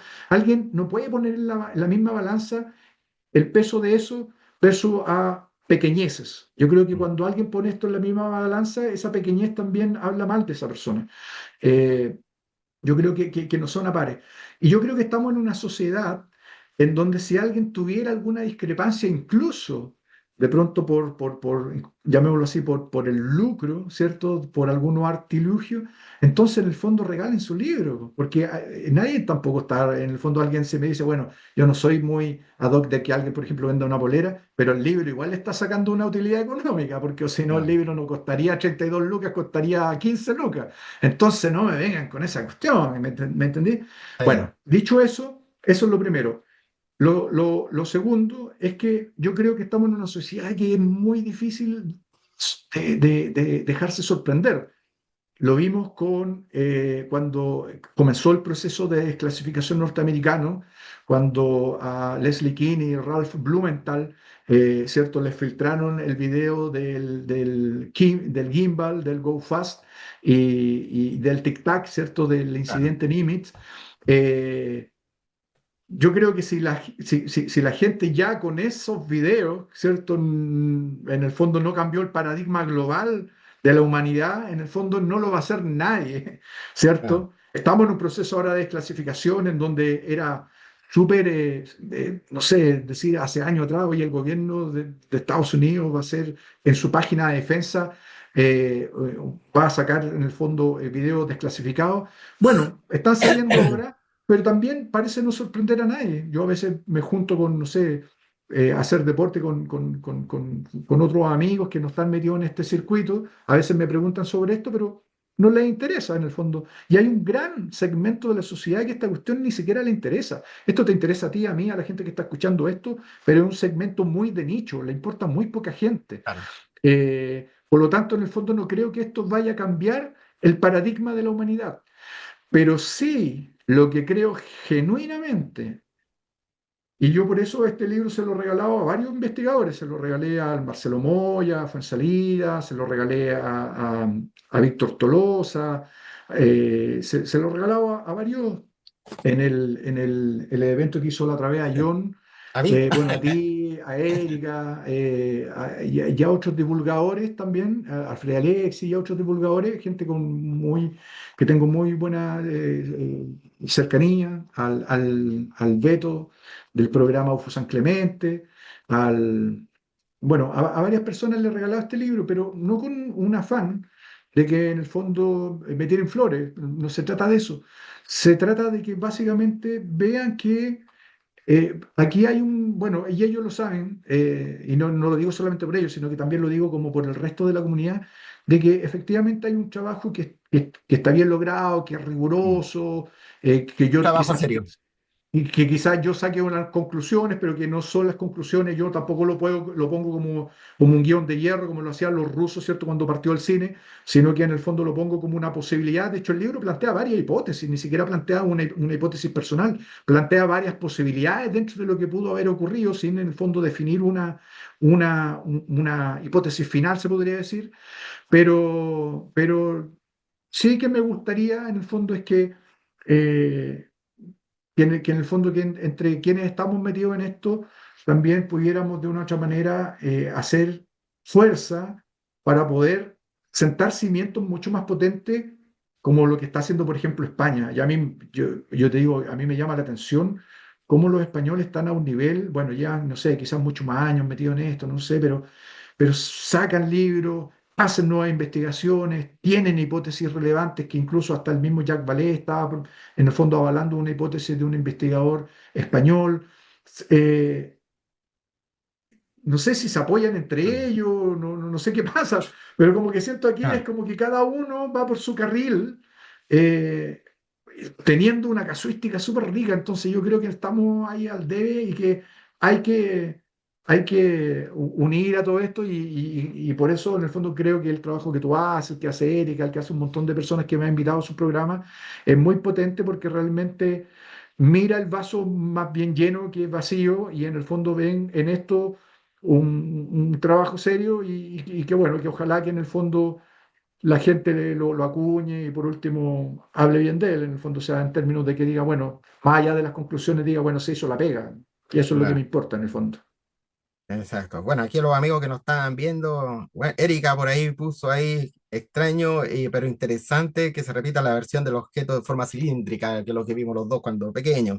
¿Ah? ¿Cómo, Sí, cómo, Nicolás, mi sobrino que está en Argentina, que me invitó al programa de televisión donde él trabaja, y que también hace años atrás vio en el cielo una esfera ahí que flotaban ahí, decía que duró varios minutos el avistamiento. ¿En qué condiciones quedaron los chicos al día de hoy? ¿Cómo están psicológicamente? Preguntan por ahí, ¿están bien?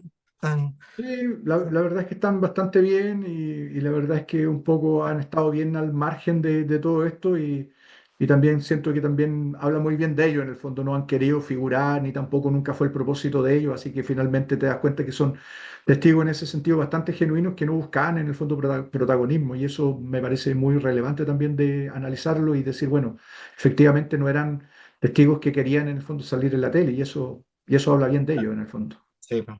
Sí, acá, bueno, Erika, acá también. Siento que GUP llegó a refrescar la ufología educativa. Bueno, nosotros también, como GAU, también tratamos de hacer lo mismo. Digamos, acá nosotros no queremos convencer a nadie, solamente que cada uno analice las situaciones, cuando traemos a nuestros invitados, que saquen sus propias conclusiones, ¿ah? Y puedan determinar, pues si acá yo veo que hay un trabajo serio, ¿ah? Que son muchas horas de trabajo, más allá de estar escribiendo, son muchas horas de trabajo porque yo, imagínate, yo soy, mi profesión, yo soy corredor de propiedades. Para hacer un contrato de arriendo, no lo hago en 5 minutos, me demoro 2 días. ¿Ah? Una promesa de compraventa, o sea, tengo que pensar bien en cómo voy a poner cada cláusula. Me imagino cómo cuando tú tomaste la computadora y pensaste en la primera letra y ¿ah? Porque se te viene todo un mundo, ¿cómo parto? ¿Dónde parto? ¿Qué es lo que pongo? ¿Cuál será? Sí, ¿Qué será lo no, más no, no es fácil. importante? Claro. ¿Cómo lo hago para que el lector pueda entender y llevar la narrativa desde principio a fin y no se me mezclen al principio y decir, pero ¿cómo está diciendo esto si nunca lo dijo? Entonces, Y cómo, es y cómo, complicado. y cómo abstraerse también de tus prejuicios personales. Yo creo que eso es como Exacto. lo más también difícil, cómo abstraerse de esos prejuicios personales que uno tiene, cómo tratar de no meter información eh, que, que, que, que, que- que uno quiera de una otra manera, ¿cierto? Poner ahí como no voy a decir ficticia, sino que tratar de que encaje en el fondo, ¿cierto? Yo creo que eso es difícil en el fondo. Uno tiene que abstraerse, sacarse los prejuicios, no tratar de buscar conclusiones anticipadas, sino que en el fondo poner lo que va saliendo, cómo son las cosas, y si Mm, eso finalmente determina en que fue una psicosis colectiva, si eso determina que fue un complot de parte de los testigos para contar una historia y hacerse famoso, si eso determina que hubo una anomalía efectiva y que fue imposible en el fondo de comprobar, lo que sea que salga de ahí, en el fondo uno lo plasma porque al final lo interesante es el camino, no el final. exacto. Y el camino, el entretenido, es la investigación, el ir. Si yo en algún minuto determinado voy y me encuentro que el relato de los testigos empieza a cambiar, que uno me dice una cosa, que el otro, que después la hipnosis uno habla una cosa y habla otra cosa, yo al final terminaría escribiendo el libro diciendo, bueno, investigué este caso, hice todo lo que había que hacer y después al final digo por último, oye, y me encuentro que los testigos me estaban tratando de vender, ¿cierto?, una historia y los pillé. Y no por eso el libro va a ser malo o no se va a llegar al Claro. objetivo, porque al final, en el fondo, todo este viaje es, en el fondo, el camino que uno hace para llegar a concretar la historia. Así que al final yo creo que, bueno, no fue el caso. Obviamente los testigos fueron en ese aspecto súper serios, súper coherentes, siempre relataron siempre lo mismo. La regresión lo confirma, los análisis del video, del ingeniero electromagnético, etcétera, etcétera. Así que al final yo me quedo súper conforme en el fondo con la investigación total y digo, bueno, es lo que salió y traté de hacer lo posible en el fondo en los experimentos que realizamos en las investigaciones de campo y no logramos en el fondo replicar lo que ellos grabaron y eso también me deja muy tranquilo en el fondo, muy Ah, satisfecho conmigo mismo de que llevé en cerca de tres oportunidades equipos grandes, equipos, te hablo, Ariel, de 12 personas de montañistas para hacer un experimento con las luces, ¿cierto? Imitar distintos tipos de luminarias. Después fuimos con un equipo documentalista también súper amplio para tratar de replicar la esfera, el hombre de la fogata que aparecen ahí, que son parte de un poco de la anomalía que estos testigos ven, grabando con el mismo dispositivo móvil del testigo, a las mismas distancias. Otra vez fuimos con medidor electromagnético, Geiger Miller, midiendo si es que había algún tipo de radiación o efecto electromagnético. Entonces hicimos, no, yo me quedé a acampar allá cerca de 4 veces también, hasta las 3 de la mañana con la cabeza fuera del saco de claro. dormir, mirando a ver si es que se veía algo, nunca vimos nada, pero hicimos la pega en el fondo, hicimos una investigación de campo rigurosa, con tecnología, con muchas personas confiando en este proyecto, y eso me tiene sumamente tranquilo de que por lo menos se hizo lo que se Claro. tenía que hacer en el fondo. Incluso yo abrí el libro al azar, lo abrí al azar, ni siquiera la busqué la hoja, me trató de dar, lo abrí al azar, me trató de darla, y claro, me sale en la página 146 justo lo que me estabas hablando, ¿eh? Que del equipo de fotografía, donde dice de izquierda a derecha, Flores, Rocco, Alfaro, Vega, Aguilar, Roa, Cárdenas, Canales, Cabeche, o sea, o todo un equipo, o sea, no era una cosa de una persona sola que se dedicó a hacer un libro, sino que hay todo un equipo que te ayudó a recopilar, a tomar mediciones, a colocar a lo mejor, oye, coloquemos esta luz falsa, veamos si se ve igual como que la vieron los chicos. Me estoy imaginando yo como estaban Claro, trabajando ustedes. justamente así ¿Ah? fue, A ver, justamente así pónete fue. tú allá, pónete aquí, qué sé yo, a ver si lo que me relató el joven que me dice que él estaba a 50 metros, cuando vea, a ponete a 50 metros, se podrá ver bien, veamos si estos chicos tienen problemas de astigmatismo, si ven bien, yo por ejemplo, yo uso anteojos, aquí de cerca puedo ver bien, pero, o sea, todas esas incógnitas ustedes se las tienen que ir planteando y el equipo va diciendo, tú colocas acá, es como la escena del crimen cuando está la policía, en la reconstitución de la escena del crimen, ¿eh? Para poder llegar Exactamente, a la hipótesis y llegar a la conclusión qué es lo que pasó. exactamente. Fue una reconstrucción de campo, una reconstrucción forense en donde una de las cosas relevantes, ponte tú, es que grabamos con el mismo dispositivo móvil que se grabó el video. Eso es Exacto. absolutamente Eso es relevante. primordial, porque Claro, no hay contaminación. claro, grabamos en la misma distancia donde ellos vieron la anomalía, en donde estaba supuestamente esta burbuja con los humanoides. Pusimos ahí un foco LED grande, porque los chicos decían que habían visto una esfera ahí donde, sobre esta burbuja, donde ellos veían esta anomalía plasmática que nosotros denominamos el hombre de la fogata. Ahí efectivamente se veía, llevamos un bombero con 30 años de experiencia en Bombero de Chile, Oscar Roa, y él hace una fogata con la misma madera del entorno, madera nativa. Claro. Nos dimos cuenta que era imposible tener una fogata prendida durante tanto rato versus el testimonio de los testigos que veían que esta persona hacía una fogata de forma repetitiva. ¿Las Cuando tú condiciones ves climáticas también se fijaron en las condiciones climáticas? efectivamente, si tú te vas a la aplicación Stellarium y te vas al 18, a la noche del 18 de febrero del 2023, la luminosidad era casi nula, había un 1% de iluminación de luna, y cuando fuimos a hacer la reconstrucción tratamos de imitarla, estaba como en un 7%, pero igual era muy baja, en el fondo no había Ya. luna llena, entonces igual era muy baja, tratamos de replicar todas esas condiciones.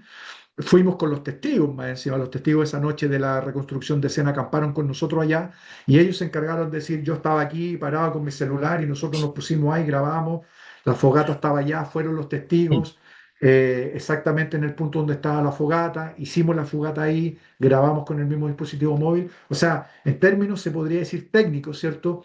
Se imitó exactamente el proceso de lo que ellos vivieron, pero no se pudo replicar exactamente lo que ellos grabaron, Pero no menos tuvieron lo que ellos, miedo, no tuvieron menos miedo lo que los ellos jóvenes, vieron.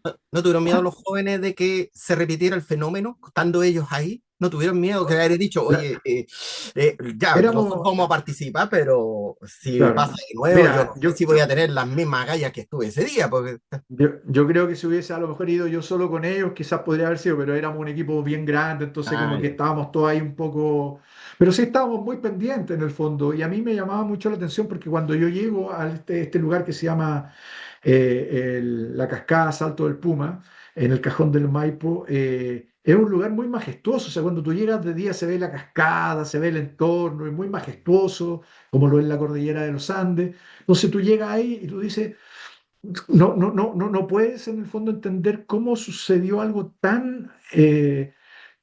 de tan alta extrañeza en un lugar tan majestuoso como ese. Y cuando empieza a caer la noche, la sensación térmica cambia, viene la oscuridad, estás en este entorno donde suena la cascada también súper fuerte.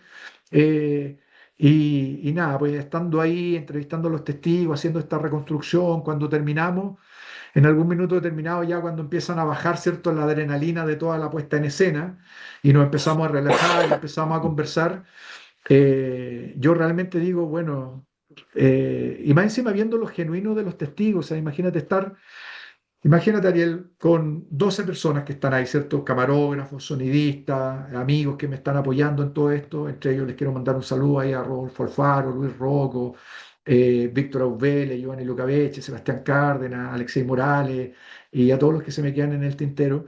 Estábamos ahí y uno dice, ¿cómo van a estar estos tres tipos que son los testigos que fueron tres de los cinco?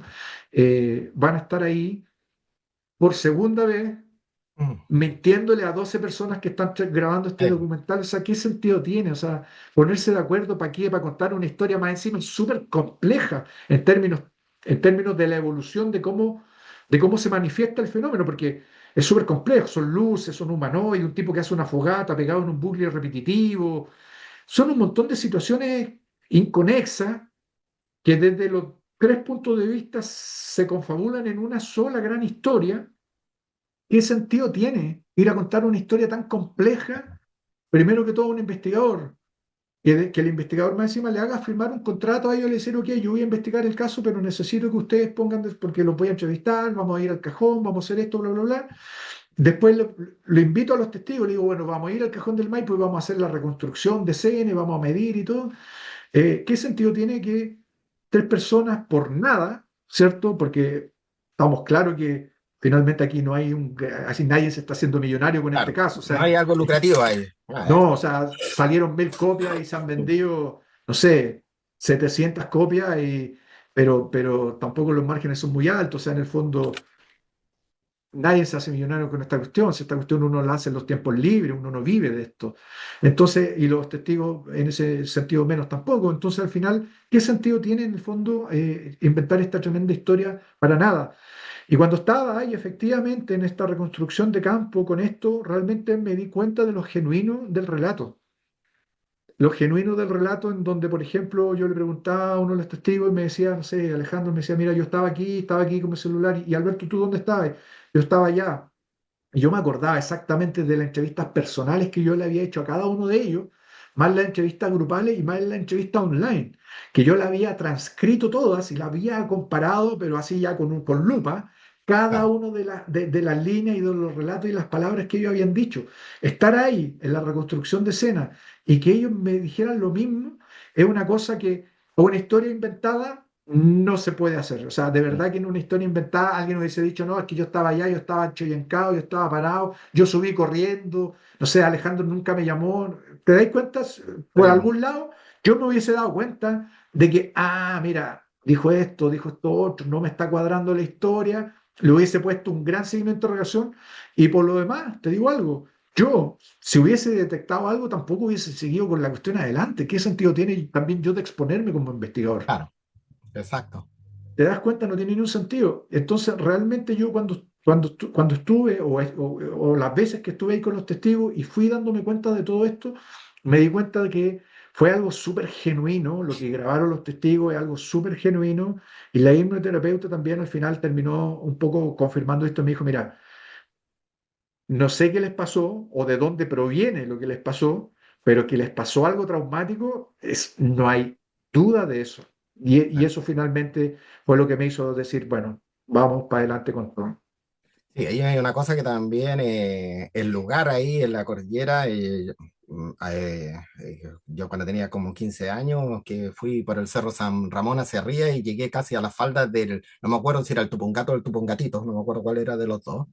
Y también tuve una experiencia que hasta el día de hoy eh, no me la puedo explicar. Bueno, no la voy a contar porque no soy yo el entrevistado. Así que, pero en la zona mágica realmente hace, digamos, para poder llegar a estas conclusiones de que sí, a estos chicos se les pasó algo y con todo lo que tú has dicho, que lo entrevistaste por separado, para que no se confluara, digamos, y dijeran, oye, cuéntate esto, qué sé yo, entonces para ver cada versión de uno y después, y la inteligencia tuya de haber transcribido todo para que después, no, aquí hay algo raro, esto ya me lo están inventando, entonces eso yo creo que es lo que hace y lo que pesa realmente este libro como una información.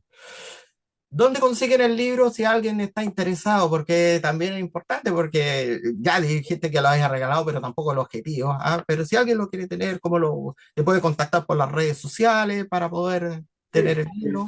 Aquí está, en contacto de otra dimensión.cl, las personas que son de Chile se pueden meter a la página web y ahí hay un link para poder comprarlo.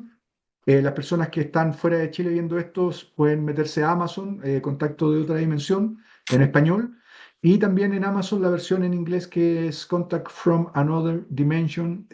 También está el libro completamente en inglés. Y le quiero mandar un gran saludo a Albert Rosales, que también hizo la supervisión ahí del texto en inglés, que es un gran investigador cubano, norteamericano, radicado en Miami, hace un par de meses atrás. Estuve en su casa, lo entrevisté, tengo por ahí una entrevista que tengo pendiente de subir y que tiene unos libros que se llama, es una saga que se llama The Human Encounters, que se la recomiendo a todos los amantes de los testimonios, que son una recopilación de testimonios extraordinaria. Nada, y mandarle también un gran saludo a don Pablo Petrovich, que es uno de los ufólogos más octogenarios que existe, yo creo que con vida ahora en el planeta, tiene 95 años. Hablo con él de vez en cuando, él tiene una base de datos de la ufología desde los años, no sé, 30, no sé cuántos, una recopilación, tiene una base de datos amplísima y que está disponible, que la puso a disposición de los investigadores. Si es que en algún minuto determinado alguien quiere contrastar algún caso o ver casos similares, puede acudir en el fondo a su base de datos. Él escribió el prólogo de este libro y nada, pues es un privilegio tener una persona como don Pablo Petrovich con vida y que esté ahí también aún a los pies del cañón ahí todavía investigando y estando súper atento de todo lo que está pasando a nivel internacional. Así que con hartas ganas de hacer cosas, de armar algo grande en Chile, de salir Bueno, en el fondo al mercado internacional en términos de que Chile pueda ser quizás una potencia, yo me imagino, siempre lo veo, como una especie de potencia de la ufología a nivel internacional con toda la cantidad de casos, casuística que tenemos, sería realmente genial. sí, pues. Bueno, y Un antes que sueño. el video salga ahí en un programa de televisión, ojalá tener una premium ahí, estar ahí, verlo anticipadamente, antes que salga al aire, ser privilegiado ahí de ver ese video. Te quiero De todas agradecer, maneras. Iván, por tu tiempo. Yo sé que hay mucha gente que está interesada en seguir entrevistándote. Yo he visto que has ido a recorrer parte de Chile también, hablando del libro y de la experiencia, y te deseo todo el éxito del mundo y esperamos a lo mejor un segundo libro pues, para ver otro caso que también sea tan emblemático como lo que ha pasado. Tenemos el caso, el Rockwell chileno ahí no me acuerdo, ahí era no me acuerdo la localidad, se me olvidó, la localidad donde Bueno, está. El, mira, pero podríamos cerrar con el tráiler si es que me lo permites pero por supuesto. Sí. Ahí, Vamos. dale nomás. Ahí sí. ¿Ahora? Sí, ahora sí. 2, 1. Recuerda cómo se siente estar de pie en ese lugar. Pareciera que algo cohabita entre nosotros. Quizás aún no tenemos el conocimiento ni la tecnología para decodificarlo. Lo que sí está claro es que se manifiesta y puede ser grabado. Estamos al límite entre la experiencia subjetiva, la fuerza coercitiva del folclore y algo desconocido. Pesqué el celular, me puse a grabar, me fui por la orilla del río. De repente empiezan a aparecer estas luces. Tenía como una cúpula esta nave. ¿Alumbró para acá, hermano? ¿Qué es esa weá, hermano? Que alumbre para acá nomás, estoy grabándolo. Nada nos prepara para lo extraordinario. Lo que podría haber sido un simple paseo a la montaña terminó transformándose en una pesadilla. De ellos, solo 3 pudieron superar el efecto traumático de esta experiencia. Acá estamos hablando de personas normales que vivían su día normal, que vivieron una experiencia muy diferente a la realidad. Tengo el derecho a la duda, pero por otro lado soy consciente de que hay un fenómeno real que está presente en la historia de la humanidad. Muchos de estos fenómenos ovni han sido explicados por fenómenos naturales finalmente, y otros casos siguen sin explicación. Investigar en profundidad esta experiencia, ser testigo de este video, tratar de entender qué sucedió aquella noche ha cambiado mi forma de comprender la realidad.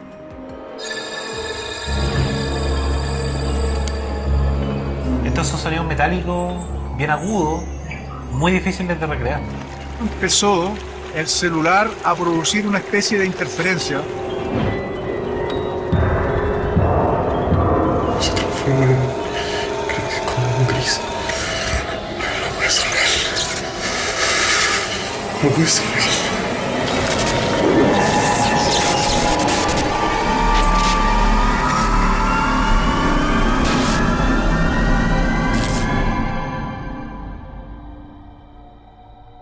Excelente, muy bueno, muy bueno, muy bueno. Con ganas de verlo entero, así que esperamos ese programa. Bueno, Ariel, muchas gracias y Ya, muchas pues, gracias también. Un saludo a tu audiencia y éxito en todo en adelante. listo, gracias, listo, Chao, cuídate, nos chao. estamos viendo y te voy a seguir en el WhatsApp para que sigamos conversando. Listo, chao, chao. Bien, espero que les haya gustado este capítulo más de Hablemos de Ufología y cosas paranormales, como aquí tal aparece aquí en nuestro fondo de pantalla ahí del Grupo CAU. La idea es que ustedes puedan sacar sus propias conclusiones. Yo ya estoy leyendo el libro y la verdad es que es bastante interesante. Así que, bien, pues, nos espero en un próximo capítulo. Hablemos de ufología. Así que, chao, chao.